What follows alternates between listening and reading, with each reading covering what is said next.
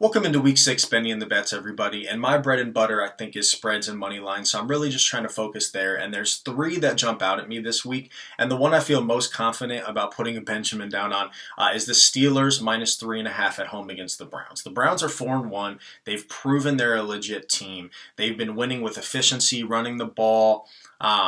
Allowing Baker Mayfield to be a game manager. I was wrong a couple of weeks ago when I thought that Baker Mayfield would be exposed against the Cowboys. Now, obviously, I should have known, and we now definitely know, that the Cowboys' defense is one of the worst in football. Can't say that about the Steelers, though. The Steelers are at home. They arguably have the best defense in football. And so this is a spot where I do think if the Browns are going to be competitive and win, Baker Mayfield is going to have to perform. And he really hasn't done that this year outside of being efficient with a good, favorable game script and them running the ball efficiently. And are they going to be able to do that today? Baker Mayfield's on the injury report with bruised ribs. They don't have Nick Chubb. Odell Beckham and Jarvis Landry are both going to play, but they were both on the injury report. This game is in Pittsburgh, and the Steelers haven't lost a game this year. They're arguably one of the best teams in the entire league. Chase Claypool's going off. No Deontay Johnson, but they still have Juju Smith-Schuster, James Washington, Eric Ebron, James Conner, an embarrassment of riches. And I just see this being a game where they get up, and their defense is able to pin their ears back and go after Baker. Baker has proven that when game script gets out of favor for them and he's playing from behind, he can make some mistakes. I think the Steelers can force some turnovers, and I think they win by at least a touchdown today at home. That's my favorite one. However, the Vikings are -4 against Atlanta, and I think they should be favored by at least a touchdown. And I think why we're seeing this, the Falcons haven't won a game this year, but the Vikings have only won one. However, the Falcons are so bad that they already fired their coach. Their defense is a dumpster fire. Matt Ryan is struggling. He's only, I believe, thrown 1 touchdown to 3 interceptions total over the last 3 weeks. Now, Julio's coming back healthy, but still, let's look at the Vikings because this is more about them at home. They lose 34-43 in week 1 against the Packers. Okay, Aaron Rodgers is on a tear right now. It's angry Aaron season. And the Vikings still put up 34 points. Then they had a dud against the Colts.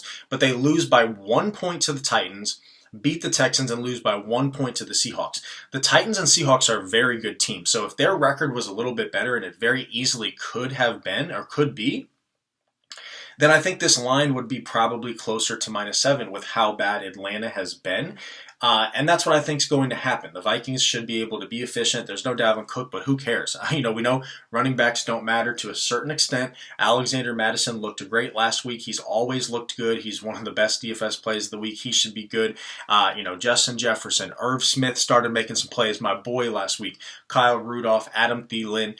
And the Vikings defense, although it's not great, it's still coached by Mike Zimmer, and they still have some players on that side of the ball. So I think the Vikings also win by at least a touchdown. And then we want to just continue to pick on the Jets. Now, it's tougher to do because Vegas is picking up on it, and the Dolphins are -8.5, whereas we love the Cardinals, a better team than the Dolphins, at -7 last week. But the Dolphins are at home. Ryan Fitzmagic has been just that this year. He's been fantastic. We want to appreciate him as long as he continues to play here because he's making it happen with Devontae Parker and Preston Williams and Mike Gesicki, and Myles Gaskin looks great. And their defense is better than you think because they brought in a lot of good pieces in free agency and the draft and all that good stuff here in the offseason. And we're still talking about the Jets, who are still coached by Adam Gase, inexcusable. And it's Sam Darnold is out. It's Joe Flacco. So even though that's a tough spread to cover, betting on outliers are always kind of the best way to do things, and that's why we're going against the Falcons. That's why we're going against the Jets, because they're 2 of the worst teams in the league, and the Jets are the worst team in football. So betting against them is always a good strategy. Hopefully these 3 picks win you some money. I'm trying to specialize and not spread myself too thin and just focus on the lines I like the best. Good luck today, everybody, in week 6, and hopefully it's a good DFS day as well. It kind of feels like it should be that way. So let's get this money.